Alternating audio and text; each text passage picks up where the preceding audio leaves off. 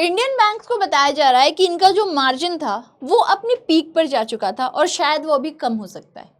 खबर जैसे आप अपने सामने देख सकते हो, इंडियन बैंक का मार्जिन अपनी पीक पर था and they are now set to shrink. The banking sector is expected to see a compression of 10 to 20 basis point in net interest margin, which will be approx 3 to 3.1%। ये report CRISIL rating की आई है। CRISIL rating हमारे देश की सबसे पहली credit rating संस्था बनाई गई थी।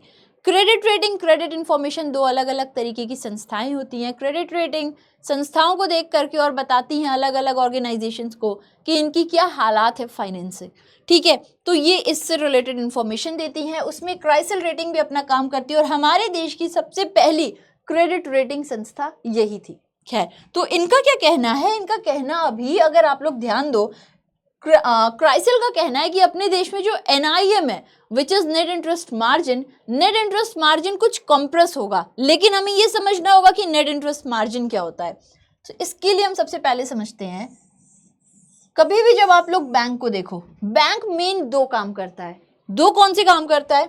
सबसे पहला इनका जो मुख्य काम होगा वो होगा ग्राहक से उनका पैसा डिपॉजिट पर लेना, और दूसरा जो इनका एक और इम्पॉर्टेंट काम होता है वो होता है अपने ग्राहक को लोन देना।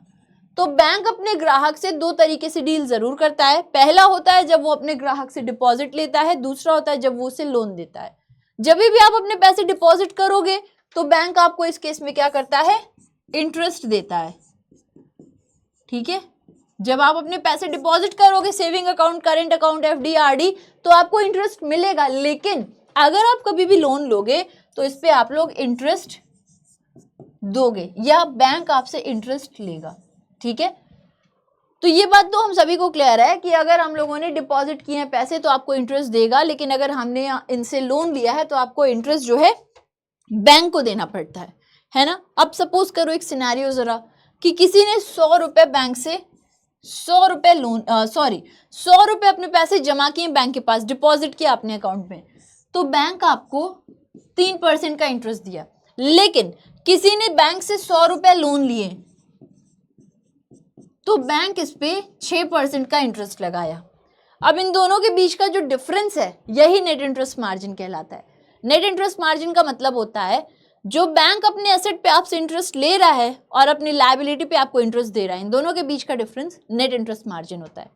लेकिन खबर में क्या कहा जा रहा है कि जो हमारे देश में बैंकों का नेट इंटरेस्ट मार्जिन है ये कम होकर के 3 से 3.1% तक हो जाएगा, ठीक है। इसका रीजन क्या हो सकता है दोस्तों, जरा समझिएगा। यहाँ पे आप देखिएगा, RBI ने पिछले साल में अपने वहां पर जो इनका रेपो रेट था उसको लगातार बढ़ाया लगभग 250 बेसिस पॉइंट तक, जिसकी वजह से बैंक्स को एक मौका मिल गया कि वो अपनी एसेट और लायबिलिटीज को रीप्राइस करेंगे। तो अब ये क्या कहा जा रहा है इसकी भी हम लोग जरा सा समझते हैं कि ये कहना क्या चाहता है। देखो दोस्तों, बहुत ध्यान से समझिएगा, जब भी बैंक आपको लोन देता है, क्योंकि बैंक आपको लोन देगा तो उस पर इंटरेस्ट लेगा और डिपॉजिट लेगा तो आपको इंटरेस्ट देगा, तो जब भी बैंक आपको लोन देता है उस पर 80% से ज्यादा टाइम फ्लोटिंग रेट रखता है। लेकिन अगर आपके पैसे लिया है तो उसका इंटरेस्ट फिक्स करता है। तो जब आपको बैंक लोन देगा उस पे फ्लोटिंग रेट रखेगा, लेकिन जब आपका डिपॉजिट लिया हुआ और आपको वापस करना है तो फिक्स रखता है। क्यों ऐसा करता है? फ्लोटिंग का मतलब है कि मार्केट के अनुसार बढ़ता है समय समय से, लेकिन फिक्स है 3% का 3% है। फ्लोटिंग में 6 से 8 भी चला जाता है और 8 से 7 भी हो सकता है, ये डिपेंड करता है, ठीक है। तो बेसिकली क्या है, 8 से 7 तो नहीं होगा, बढ़ेगा, यही कह लो, ठीक है। अब होता क्या है ना कि बैंक्स जनरली इस तरीके से इंटरेस्ट रेट को डिसाइड करते हैं। अगर आप पिछली खबर में देखो तो यहाँ पे पिछले पन्ने पर देखो तो लिखा हुआ है कि RBI ने अपना रेपो रेट बढ़ाया था, पर रेपो रेट के बढ़ने से ये सब कैसे हो गया, तो इस कहानी को भी हम समझने की अब कोशिश करते हैं। देखो दोस्तों, आप सभी को शायद से पता हो कि पिछले साल पूरी विश्व की जो अर्थव्यवस्था थी वो इन्फ्लेशन से जूझ रही थी। अभी भी बहुत लोग जूझ रहे हैं।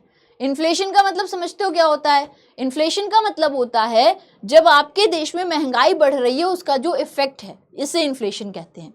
तो पिछले साल तो बहुत ही ज्यादा इन्फ्लेशन की समस्या रही है, बहुत तेजी से इन्फ्लेशन बढ़ा है। इन्फ्लेशन बढ़ रहा है यानी कि चीजों की कीमतें बढ़ रही हैं।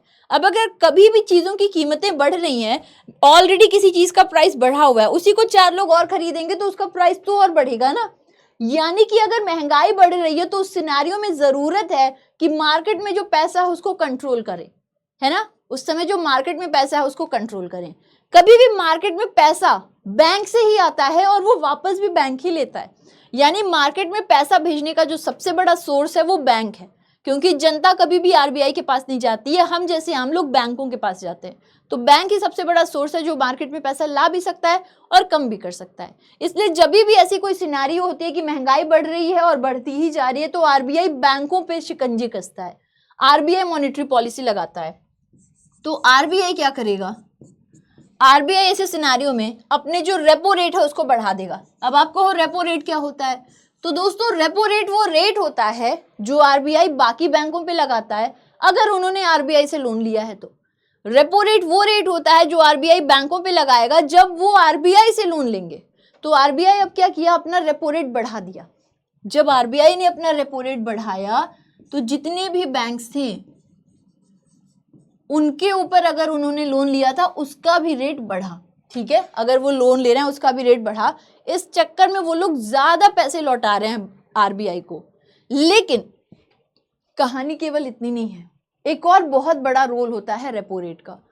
एक और बहुत बड़ा रोल होता है रेपो रेट का। क्या होता है समझिएगा, जो भी बैंक्स होते हैं आपके ऊपर जो इंटरेस्ट रेट लगता है, जो भी बैंक्स होते हैं तो आपके ऊपर जो भी इंटरेस्ट रेट लगता है, चाहे आपके लोन लेने पर या आपका पैसा डिपॉजिट करने पर, आपके ऊपर जो भी इंटरेस्ट रेट लगा ये अपने मन से नहीं डिसाइड करते हैं, इनका भी एक बेंचमार्क रेट होता है, उसके मुताबिक डिसाइड होता है। अभी हम इसमें बहुत अंदर तक नहीं जाएंगे, आप ये समझ लीजिएगा MCLR फॉलो किया जाता है जिससे इंटरेस्ट रेट को तय किया जाता है कि कितने इंटरेस्ट रेट पे हम लोन देंगे और कितने पे हम लोगों के डिपॉजिट पे उनको कितना इंटरेस्ट रेट देंगे। तो ये हमेशा तय किया जाता है। और जो ये MCLR है ये ऑलरेडी कनेक्टेड होता है रेपो रेट से। ये जो MCLR है जिससे इंटरेस्ट रेट तय हो रहा है ये ऑलरेडी रेपो रेट से कनेक्टेड है।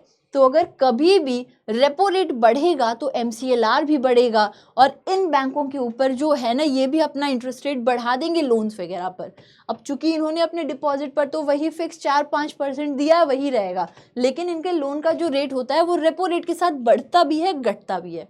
अब हुआ क्या है दोस्तों, हुआ ये है कि पिछले साल में तो इंटरेस्ट को लगातार बढ़ाया गया क्योंकि रेपो रेट बढ़ रहा था।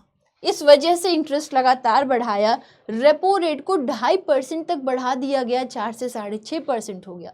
जैसे जैसे रेपो रेट बढ़ा इन्होंने जो लोन दिया था फ्लोटिंग रेट पर दिया था और वो भी बढ़ता गया। तो बैंक्स ने यहाँ तो फिक्स रखा था पर यहाँ तो बढ़ता जा रहा था क्योंकि इंटरेस्ट रेपो रेट सब बढ़ रहा था, तो ये भी इंटरेस्ट रेट लगातार बढ़ाते जा रहे थे। अब ये तो फिक्स रहा पर ये बढ़ता गया। चूंकि अभी इन्फ्लेशन कंट्रोल में आ चुका है, अब आरबीआई शांत बैठ गई और आरबीआई उस तरीके से रेट को नहीं बढ़ा रही है, रेपो रेट फिक्स हो गया है। तो बैंक्स जो अभी तक लोन पे लेने वाले टाइम में तो बढ़ा देते थे इंटरेस्ट, यहाँ नहीं बढ़ाते थे, अब क्या होगा, अब बैंक बैठे हुए हैं, इंटरेस्ट बढ़ चुका है ऑलरेडी, अब धीरे धीरे मामला ठंडा हो रहा है तो उस तरीके से वो इंटरेस्ट नहीं बढ़ा सकते हैं। तो अभी तक क्या था, ज्यादा इंटरेस्ट लेते थे, देते कम थे, लेकिन अब जो इंटरेस्ट उनकी कलेक्शन थी वो भी कंपैरेटिवली लो हो चुकी है। क्यों, क्योंकि अब रेपो रेट नहीं बढ़ाया जा रहा है because of all the inflation. इस वजह से ये पूरी खबर बनी है। अब आप यहाँ देख सकते हो कि हाँ जरा इधर देखिएगा इसको ध्यान से कि जो प्रेजेंट रेपो रेट है ये पॉज हो चुका है, जिसकी वजह से बैंक्स की जो एबिलिटी थी कि अपने लेंडिंग रेट्स को यानी देना जो लोन पर रेट्स था उसको बढ़ा रहे थे, क्योंकि ये एक्सटर्नल बेंचमार्क से क्या होती है, लिंक्ड होती है। अब ये पॉज हो चुका है, अब इसे फर्दर अभी और नहीं बढ़ा पाएंगे, ऐसे अपने मनचाहे।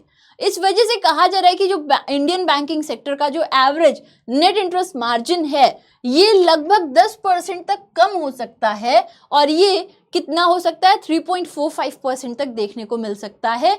ठीक है, यही पिछले साल में जो इनका नेट इंटरेस्ट मार्जिन था ये 3.55% था, पर अभी 3.45% हो गया है। ठीक है, ऐसा बताया जा रहा है। लेकिन अच्छी बात ये है कि जो एवरेज देखने को मिला इनका नेट इंटरेस्ट मार्जिन 2017 से 2022 ये 3.1% था, इससे तो ज्यादा ही है। ये जो कॉन्ट्रैक्शन है ये ऑब्वियसली किस वजह से है, बिकॉज जो आपका डिपॉजिट रेट है वो उतने पर ही है, बट आपका जो लेंडिंग रेट था वो क्या होता जा रहा था, वो लगातार बढ़ता जा रहा था। अभी क्या हुआ, अभी मार्केट ठंडा हो गया तो वो भी नॉर्मल हो गया है। तो यही खबर थी कि अभी हाल फिलहाल में जो मार्केट है उसकी जो अपने वहां पर रेपो रेट है उसकी नॉर्मलसी की वजह से लेंडिंग रेट्स नॉर्मल हो गए हैं और डिपॉजिट रेट जितने थे उतने ही हैं। इस वजह से ओवरऑल एनआईएम क्या हो सकती है, श्रिंक हो सकती है। किसका कहना है, क्राइसिल का कहना है। अब आप लोग मुझे एक बहुत ही छोटा सा क्वेश्चन का आंसर करिएगा, प्रेजेंट में रेपो रेट कितना है? ये मेरी साइड से आप सभी लोगों के लिए क्वेश्चन है, प्रेजेंट रेपो रेट कितना है? अगर आपको सेशन अच्छा लगा हो तो प्लीज बताइएगा। हम ऐसे ही सेशन के साथ और मिलते रहेंगे। एक और बहुत इंपॉर्टेंट इन्फॉर्मेशन, डेली 12 PM पर आप मुझसे कनेक्ट कर सकते हो बैंकिंग वाला यूट्यूब चैनल पर, जहां हम लाइव क्लासेस लेते हैं अपकमिंग बैंक एग्जाम्स के लिए। अब जैसे अभी हमने आरआरबी पीओ के जीए क्वेश्चंस किए, स्टैटिक क्वेश्चन किए, ऐसे बहुत सारे क्वेश्चन हम करते रहेंगे। तो अगर आप चाहते हो जरूर जुड़िएगा मुझसे। कितने बजे? 12 बजे। कहाँ? बैंकिंग वाला यूट्यूब चैनल पर। और अगर आप आरआरबी पीओ की तैयारी कर रहे हो तो आप हमारे क्रैकर्स बैच को ज्वाइन कर सकते हो, जिसकी लिंक आपको डिस्क्रिप्शन में मिल जाएगी। Have a great day ahead. जय हिंद, जय Bharat, god bless you all, love you, bye.